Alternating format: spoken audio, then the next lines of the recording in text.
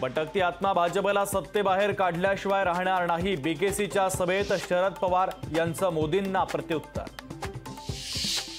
विकसित भारत करूनच देश जनतेकडे सोपवणार। 2047 पर्यंत विकसित देशाचं मोदींनी दाखवलं स्वप्न। भावेश पिंडेच्या इगो कंपनीचे दादरमध्ये आणखीन 8 बेकायदा होर्डिंग। महापालिकेकडून होर्डिंग हटवण्याची नोटीस। अविनाश भोसलेंचा मुक्काम जेलमध्येच। आर्थिक गैरव्यवहाराच्या प्रकरणी सुनावणी प्रलंबित। मिहिर कोटेचा यांच्या कार्यालयातून मतदारांना पैसे वाटल्याचा आरोप। कार्यालयातून पैसे वाटल्याचा शिवसेना उद्धव बाळासाहेब ठाकरे पक्षाच्या कार्यकर्त्यांचा आरोप।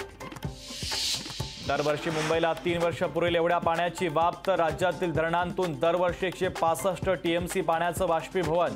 राजस्थान आणि महाराष्ट्रात बाष्पीभवनाचा वेग सर्वाधिक। विदर्भासाठी आजपासून पुढील 2 दिवस पावसाचा येलो अलर्ट जारी, तर वादळी वारं आणि गारपिटीसह पावसाचा अंदाज।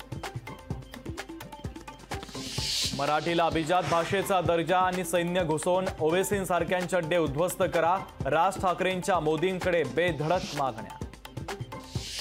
गांधी कुटुंब नसतं तर देश 5 दशकं पुढे असता। काँग्रेसनं देशाचं 5 दशकं नुकसान केलं। मोदींचा काँग्रेसवर हल्लाबोल।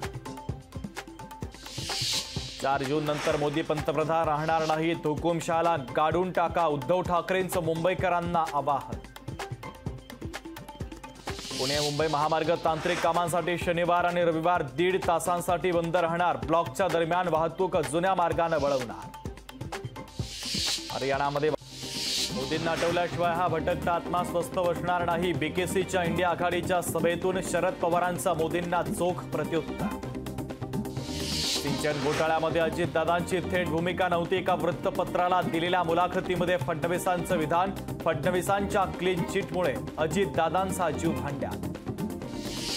वीर कोटेचा यांच्या कार्यालयातून मतदारांना पैसे वाटल्याचा आरोप, तर कार्यालयातून पैसे वाटल्याचा शिवसेना उद्धव बाळासाहेब ठाकरे पक्षाच्या कार्यकर्त्यांचा आरोप।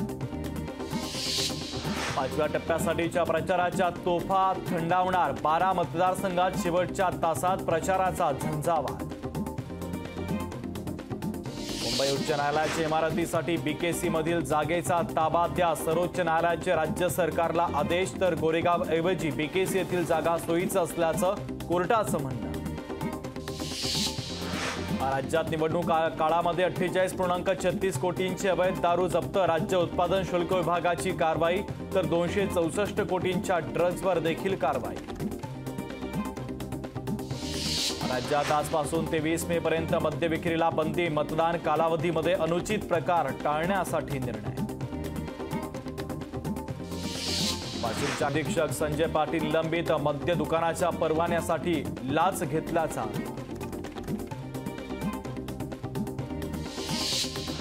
राज्यसभा खासदार स्वाती मालिवाल मारहाण प्रकरण। आपकडून आरोपांचं खंडन। भाजपचे केजरीवालांच्या विरोधात कारस्थान असल्याचा आरोप।